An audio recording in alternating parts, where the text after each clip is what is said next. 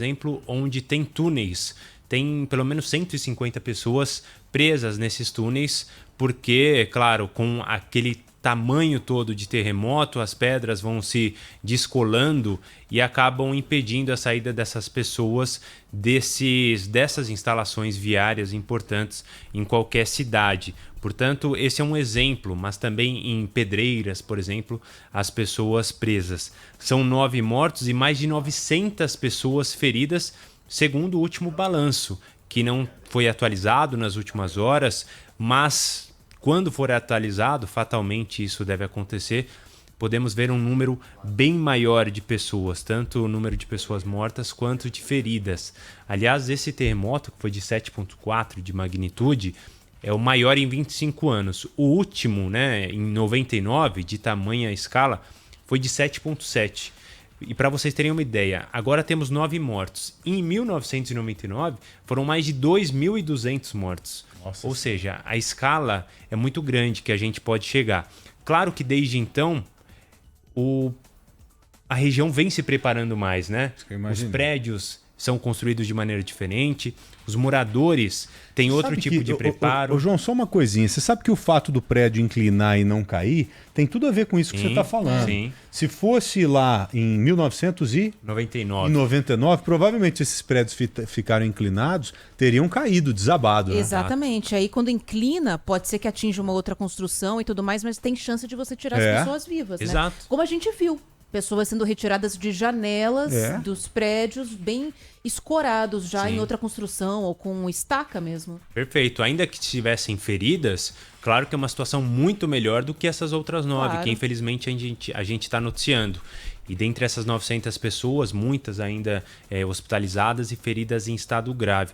E tem brasileiros por lá também. Nós não temos notícia de que algum brasileiro, felizmente, né, não temos essa notícia de que ficou ferido ou de que perdeu a vida, mas temos notícias de brasileiros que sobreviveram, que sentiram o terremoto, inclusive é uma distância bem grande.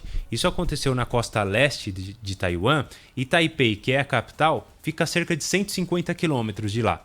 O Patrick, por exemplo, é um brasileiro que vive lá e sentiu, a mais de 100 quilômetros de distância, ele disse que sentiu o dia inteiro os terremotos. Porque não foi apenas esse de 7,4, mas também as réplicas, né? Foram pelo menos 29 desde então. A gente tem um trechinho dele, conversou mais cedo com o Grupo Bandeirantes de Comunicação.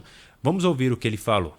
Sabe quando você acorda, tu não sabe o que tá acontecendo direito, e tu olha, tipo, balançando, cortina balançando, e só me levantei, peguei meu celular e esperar acabar. Primeiro esperar acabar o terremoto, porque eu moro no 8º andar, não dá tempo de pegar elevador, e não é aconselhado também. E descer as escadas não dá tempo, então é mais ficar dentro de casa, talvez para debaixo da mesa, ou do lado de uma geladeira, que é o que eles recomendam, e esperar passar o terremoto. Essa recomendação é uma coisa que todo mundo lá sabe, né? Como se proteger de terremotos, porque é mais comum na rotina, né? É uma região que está numa região geográfica que se acostumou, né? Por causa do movimento das placas tectônicas de um lado e de outro, com esse tipo de fenômeno. É algo tão comum, frequente, que infelizmente tem que se fazer esse treinamento e salva muitas vidas. Só que mesmo assim, claro, nada é 100% e tem muito prejuízo na região. E esse prejuízo também poderia, né, se estender por mais tempo, levar a um prejuízo global, não apenas para Taiwan.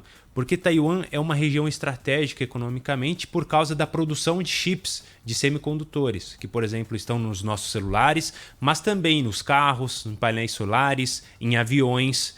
E se levarmos em conta que a economia do país poderia parar, que fábricas, como aconteceu, tiveram que ser esvaziadas, o trabalho para, a produção para. Consequentemente, as exportações desses aparelhos também acabam.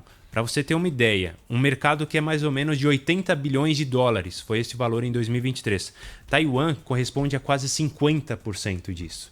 É uma dependência muito grande do mundo a uma região muito pequena. uma região de 23 milhões de habitantes para um mundo, né, de bilhões de pessoas, 8 bilhões, é muita coisa. Sim, mas aí agora eles têm que focar em tirar essas pessoas de lá mesmo, né? E a produção que espere um pouco. Sim, sem dúvida.